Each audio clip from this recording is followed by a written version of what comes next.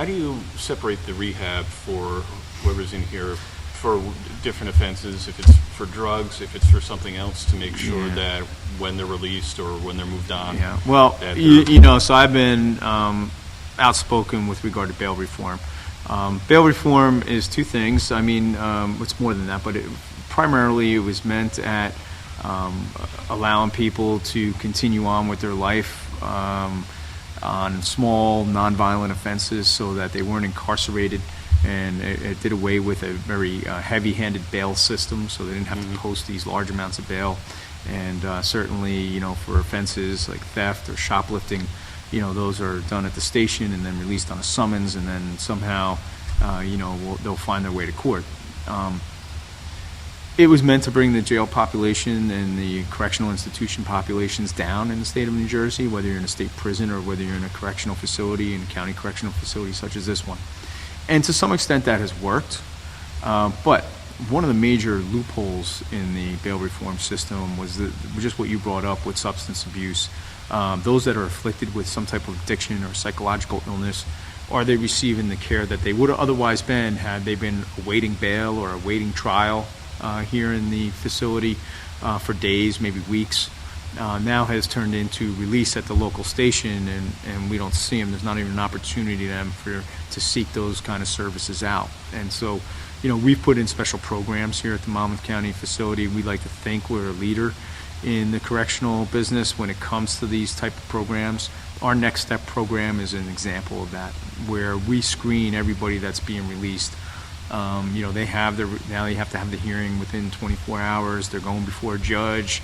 Again, the judge will reduce the bail or no bail, and you're being released. So a person that would be staying in our facility for a week, 2 weeks, even 48 hours over the weekend, 72 hours, is being released instantly on the turnaround and not being screened for any type of those addiction services that they need.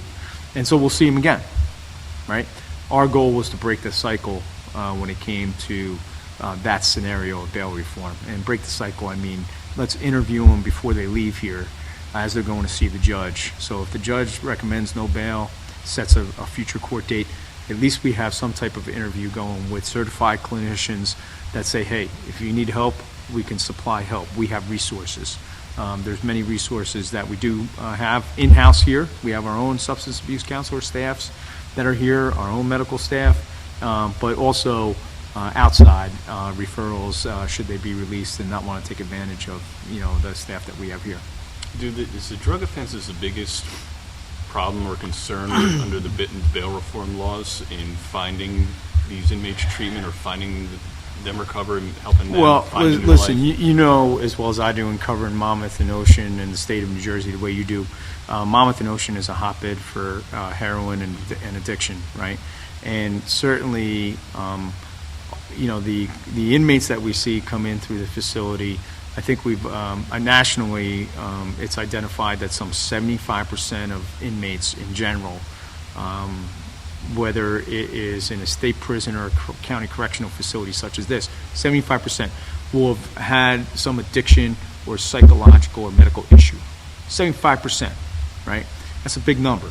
And so how do we get into the 75% tile that are coming through our doors and being released, within 24 hours, within 48 hours? How do we reach them? How do we get to them? More importantly, how do we track them, right? So that we be sure that when they leave here, they are getting proper services out there. And we're not company specific here. Listen, we have clinicians, we have partners from Lifeline to Carrier Clinic to Meridian Hackensack to CPC Behavioral, all involved, Ocean Mental Health Services, all involved in our effort here at the Sheriff's Office to offer up some type of addiction services for them and their family members, whether it's education, whether it's a short-term recovery program, whether it's a long-term recovery program and a trip out of state to some type of long-term recovery. All of those things come into play when we screen our inmates coming out of the Monmouth County Correctional Facility. It's important because we don't want them to, don't forget, when you have an overdose or afflicted with addiction, you're coming into the facility. Whatever your addiction was that day, whether it was 4 bags of heroin or 8 bags of heroin, right? And now you're detoxing for 48 hours, 72 hours, and you're going back in the street. You can't do that same 8 bags. you'll overdose and die, right? And that's our goal, is to short circuit that kind of revolving door, and to be sure that they get some type of treatment or help. Are you looking for revisions to the bail reform law, or just some sort of new legislation that'll keep certain inmates who need more help, like those in there who are addicted to drugs, in I the think rehab that, I circle? think the program that the Next Step program that we launched here at Monmouth County has to be replicated and has to be a model for the rest of the state of New Jersey. It's that simple. I mean, you can't have bail reform and not have a central part. When you look at the 75% number, you can't have that. You can't ignore that central figure of 75% with addiction or psychological or medical issue.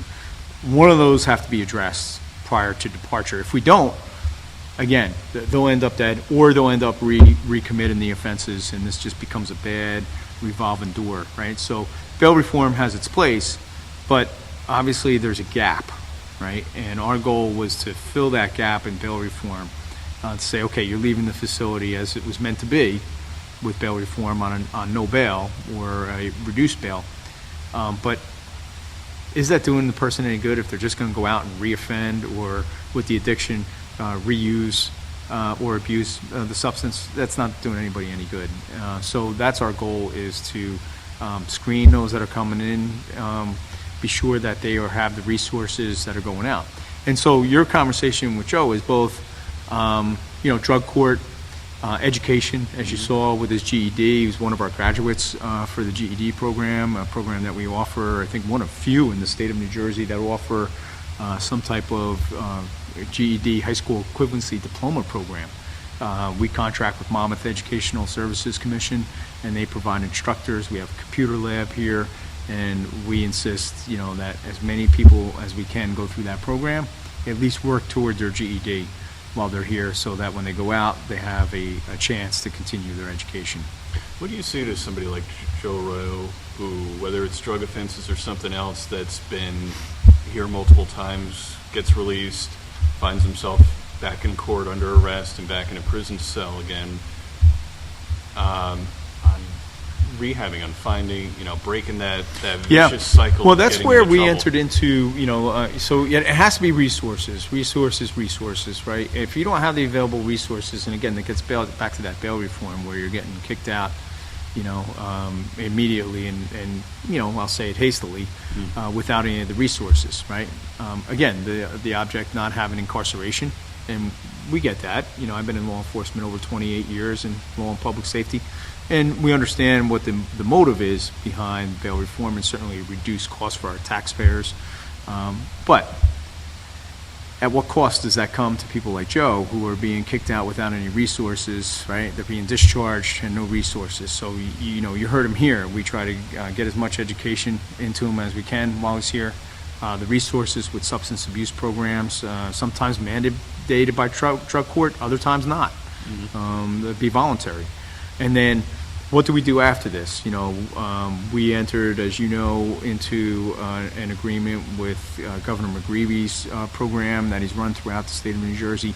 That's not only about substance, but the Reentry Corp that Governor McGreevy runs is about those resources, whether it's housing, whether it's job training, job placement, substance abuse, some conduit that is all under one roof that we can partner up with, send the inmate through the Next Steps program. So if they're not going to short-term recovery, because that's not their problem is like Joe, maybe finding a job, right after he deals with his addiction services, now has to find a job or have some type of job training, right? That's where the New Jersey Reentry Corp comes in Neptune, and we have been sending our referrals and resources to the Reentry Corp, for those kind of resources that they need to, be successful.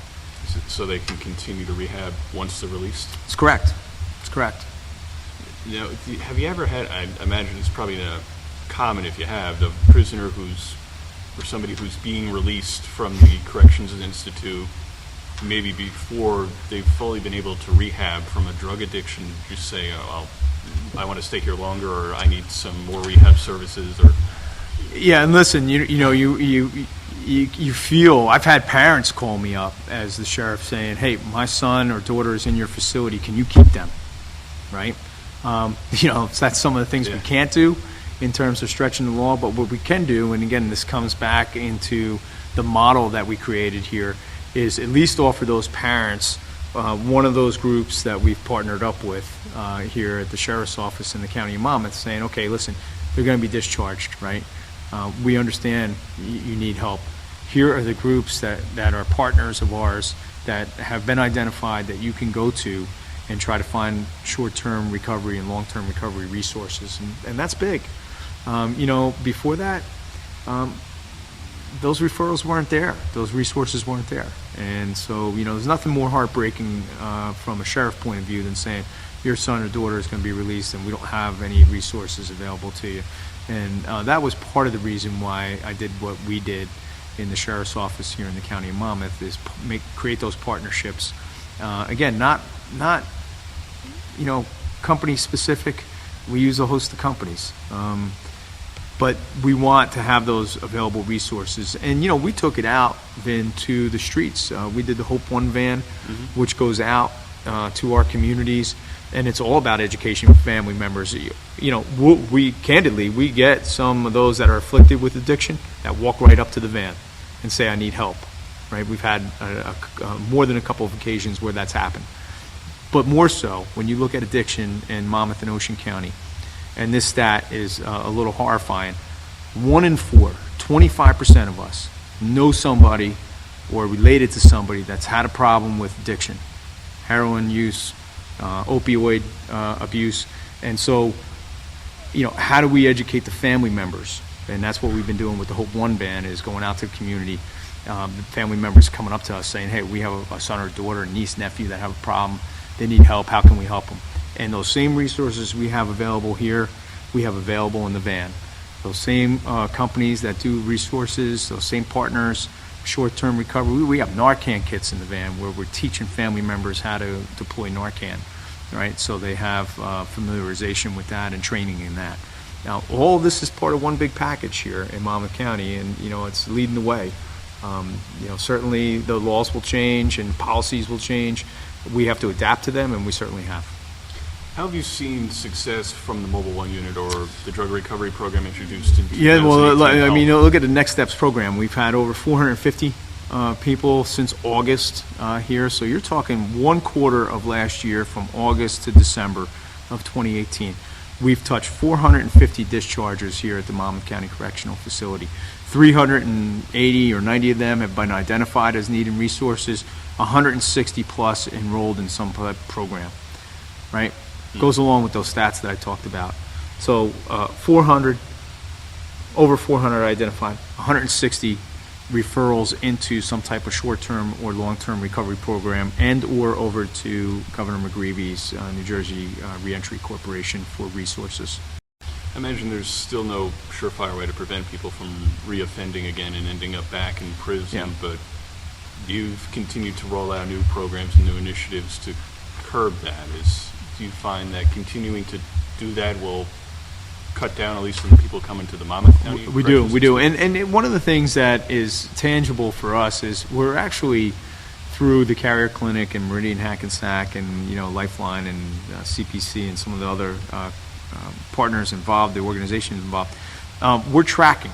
Right now it's about tracking the individuals. Right, they sign up for it. They sign up to be tracked, so that, hey, you haven't shown up to your short-term recovery program, you haven't shown up to this reentry corp, and those are some of the key components.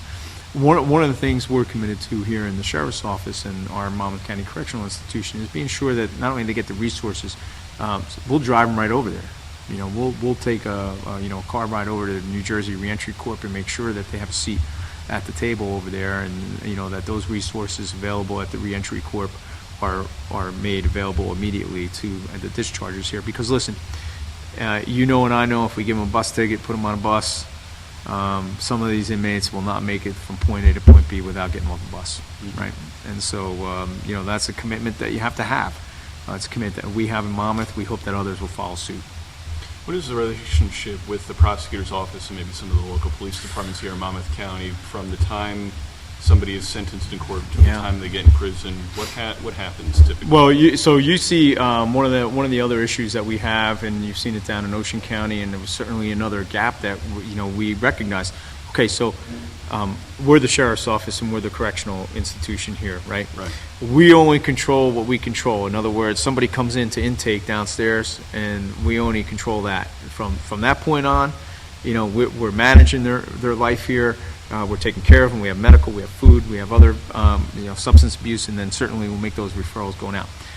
With bail reform, the other portion of this is that you heard me, and that's why I use that example of a minor theft with nonviolent offenses that scores maybe a 1 on their PSA score, and then all of a sudden they're released on a summons, awaiting court. Well, that person that was released at the local police department awaiting court, they're afflicted with addiction too. They didn't even make it into our facility, though. So they have no chance at any of those resources I just mentioned, right? And so what the prosecutor did with the local police chiefs here was partner up with them in a cuffs to beds program, similar to Blue Heart, I think they call it down in Ocean County, but Right. it's a cuff to bed program. So that some type of response team is being called out. So when the officer is interacting at the local police department, Howell, Hadley, Kingsburg, Middletown, these are some of the departments that have enrolled into cuffs to bed. So when that person that is sitting there handcuffed in the holding cell, being processed on a summons, and is probably going to be released without bail and certainly doesn't make it to our facility here, they're asked if they have a problem with addiction, right? They have some type of substance abuse or use issue. A response team goes to the headquarters and offers them the similar services that we offer here, right? They screen them, ask them questions, and try to guide them into some of the resources that we have available here in the Monmouth County Correctional Institution. But the prosecutor's done a tremendous job with the police chiefs now out in the field because of the release without bail.